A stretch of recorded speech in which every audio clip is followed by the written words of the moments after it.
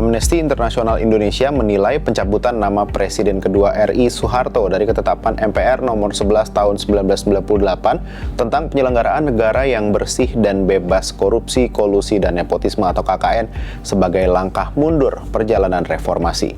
MPR dinilai telah menciptakan presiden buruk yang membuka jalan pemutihan dosa-dosa penguasa masa lalu. Bagaimana riwayat perjalanan TAP MPR ini dan apakah ada agenda tersembunyi di balik pencabutan nama Soeharto ini? Secara umum, ketetapan MPR nomor 11 tahun 1998 merupakan produk hukum yang lahir dari semangat reformasi dan berisi amanat pemberantasan korupsi.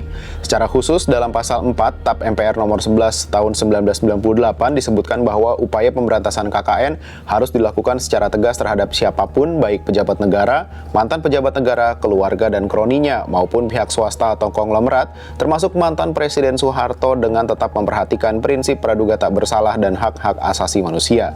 Mengutip situs antikorupsi.org, ketetapan MPR nomor 11 tahun 1998 tentang penyelenggaraan negara yang bersih dan bebas KKN ini dihasilkan dalam sidang istimewa MPR pada November 1998. Saat itu Presiden B.J. Habibie membutuhkan legitimasi politik dalam melanjutkan pemerintahan yang ditinggalkan Soeharto setelah gerakan reformasi yang tak terbendung dan berujung tumbangnya Orde Baru. Sidang istimewa MPR 1998 menambah legitimasi politik Habibie sekaligus menjadikan pemerintahannya bersifat sementara. Menurut legitimasi konstitusional, Habibie bisa menjabat sampai 2003, tetapi ia kemudian harus berkompromi untuk mempercepat pemilihan umum pada 1999. Kompromi tersebut tak terelakkan karena muncul penolakan kuat terhadap sidang istimewa MPR 1998. Para penentang sidang istimewa MPR 1998 ini menginginkan Habibie segera lengser dari jabatannya sebagai Presiden RI untuk digantikan oleh Presidium Pemerintahan Transisi yang isinya tokoh-tokoh deklarasi Ciganjur. Untuk informasi, deklarasi Ciganjur adalah pertemuan penting antara mahasiswa dan tokoh oposisi Orde Baru pada 10 November 1998, antara lain Megawati Soekarno Putri, Gus Dur, Amin Rais, dan Sultan Hamengkubuwono X. Deklarasi tersebut bertujuan untuk mendesak reformasi total dengan menanggalkan segala unsur politik Orde Baru. Adapun ketetapan MPR nomor 11 tahun 1998 merupakan haluan negara dalam menanggapi tuntutan reformasi terhadap penyelenggaraan negara secara bersih. Mengenai penghapusan nama Soeharto dari TAP MPR nomor 11 tahun 1998, beberapa analisis mengemuka. Pertama, pencabutan nama Soeharto dari TAP MPR diduga agar ex-presiden itu bisa memperoleh gelar pahlawan nasional.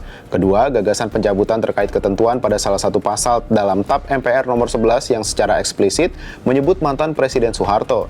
Tanpa mencabut TAP MPR nomor 11, sulit menghentikan kasus hukum mantan orang terkuat Orde Baru ini. Adapun pakar hukum tata negara Mahfud MD mengungkapkan TAP MPR nomor 11 tahun 1998 bukan dihapus, tetapi memang sudah dinyatakan sebagai ketetapan yang tidak berlaku lagi sejak keluarnya TAP MPR nomor 1 tahun 2003. Mahfud menduga keputusan MPR perihal ketetapan yang memuat nama Soeharto ini karena kasus-kasus yang menyeret presiden kedua itu sudah dinyatakan selesai, sehingga tak perlu ada tindakan hukum baru. Soal polemik ini, Direktur Eksekutif Amnesty Internasional Indonesia Usman Hamid memberi catatan merah. Menurut dia, penghapusan nama Soeharto dari TAP MPR nomor 11 tahun 98 soal pemberantasan KKN akan berdampak pada kian menyempitnya ruang gerak masyarakat sipil serta korban kejahatan masa lalu yang hingga saat ini terus menyuarakan hak-hak mereka. Kebijakan itu juga diprediksi akan mempersempit ruang masyarakat sipil yang bergerak di sektor anti korupsi dan korban pelanggaran HAM masa lalu. Dengan begitu, upaya-upaya pertanggungjawaban moral dan etika kepada pemimpin kian tergerus.